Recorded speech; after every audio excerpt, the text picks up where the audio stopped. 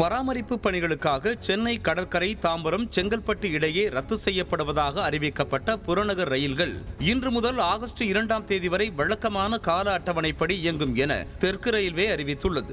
இதுகுறித்த அறிக்கையில் இரவு 10:30 மணி முதல் நள்ளிரவு 2:30 மணி வரை மட்டும் புறநகர் ரயில் சேவைகள் முன்பு அறிவித்தது போலவே இயங்காது என்றும், அதற்கு மாறாக சிறப்பு பயணிகள் ரயில்கள் மட்டுமே இயக்கப்படும் என்றும் தெரிவிக்கப்பட்டுள்ளது. புறநகர் ரயில் சேவைகள் வரும் சனி மற்றும் ஞாயிற்றுக்கிழமையில் காலை மற்றும் இரவு நேரங்களிலும், ஆகஸ்ட் 3 முதல் 14ஆம் தேதி வரை சென்னை கடற்கரை தாம்பரம் செங்கல்பட்டு வழித்தடத்திலும் முன்பு அறிவித்தது போலவே ரத்து செய்யப்படுவதாக கூறப்பட்டுள்ளது.